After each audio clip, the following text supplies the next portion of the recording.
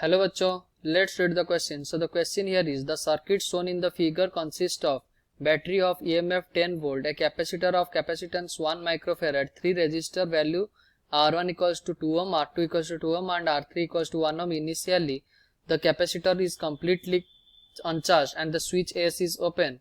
The switch S is closed at t equals to 0. Okay, तो हमें circuit दिया गया है, हमारा R1 R2 R3 का वैल्यू बताया गया है और एक कैपेसिटेंस भी है. तो जब हम स्विच को क्लोज करेंगे तो क्या क्या कंडीशन बनेगा वो हमें बताना है. So the key concept of question here is, when switch is just closed. Okay, तभी जब क्लोज हुआ है, जस्ट क्लोज हुआ है, तो capacitor behaves as conducting wire. Okay, capacitor कैसे बिहेव करेगा? Conducting wire. When switch is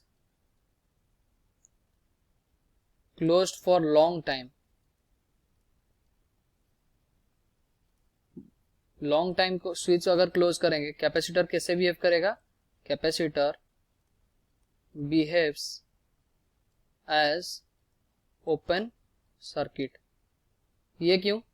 because it have attend steady state condition. Steady state condition मतलब क्या होता है, इसमें मैक्सिमम चार्ज आ चुका होगा तो और चार्ज फ्लो नहीं करेगा, तो वो steady state condition apply achieve कर लिया, तो कैपेसिटर हमारा कैसे बिहेव करेगा? ओपन सर्किट की तरह बिहेव करेगा. ओके, सो क्वेश्चन में आते हैं. क्वेश्चन में क्या बोला है? हमारे पास एक ऐसा ईएमएफ है और ये हमारा रेजिस्टेंस, ये एक दूसरा रेजिस्टेंस कनेक्ट किया गया है और इसको हम एक की, और ये हमारा और एक रेजिस्टेंस और ये कैपेसिटेंस, और ये कैपेसिटेंस का वैल्यू कितना है? 1 माइक्रोफेराड.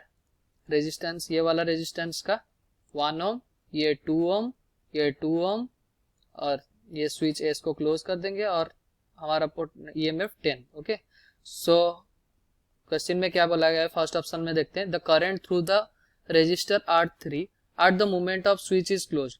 जब स्विच को हम क्लोज करेंगे तो ये वाला कैपेसिटर कैसे बिहेव करेगा?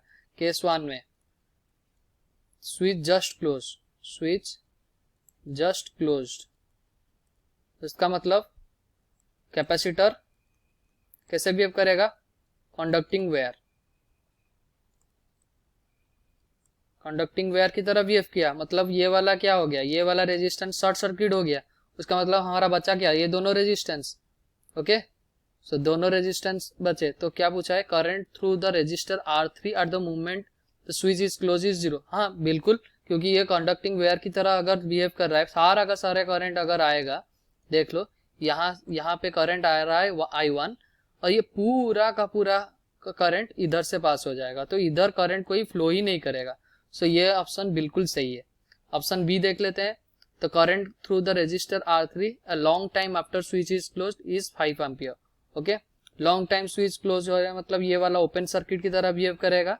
लॉन्ग टाइम मतलब ओपन सर्किट की तरह ये बिहेव किया, और उसका मतलब हमारा टोटल रेजिस्टेंस कितना हो गया? ये दोनों पैरेलल में है, 2 और 2 पैरेलल में है, मतलब 1 और 1 + 1 series, that is R equivalent 2 ampere आ गया. और यह हमारा I equals to 10/2 equals to 5 ampere. 5 ampere current पूरे इसमें दौड़ेगा.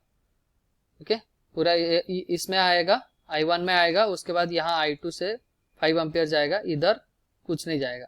ओके, और क्योंकि कैपेसिटर ओपन सर्किट की तरह बिहेव कर रहा है, तो current through the resistor R3 after a long time will be 5 ampere.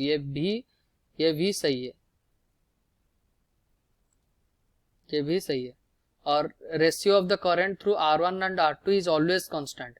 हाँ, ये बिल्कुल R1 and R2 is always constant. क्यों? क्योंकि ये दोनों पैरेलल में है और करंट और दोनों का दोनों रेजिस्टेंस सेम है, तो इक्वल करंट हमेशा फ्लो करेगा. तो ऑप्शन सी भी करेक्ट है. और ऑप्शन डी देख लेते हैं. The maximum charge on the capacitor during the operation is 5 microcoulomb. देख लेते हैं. तो ये क्या है? ये हमारा करंट कितना है फ्लो किया है 5 एम्पियर R3 में, तो R3 का रेजिस्टेंस कितना है हमें दिया गया है 1 ओम। तो potential drop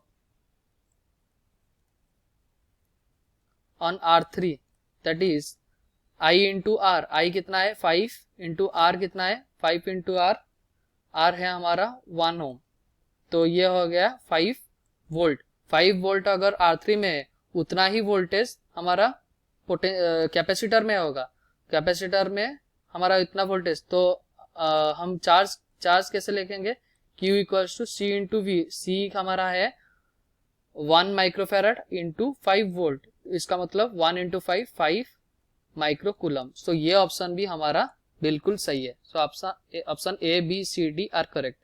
hope you understood well, best of luck, thank you.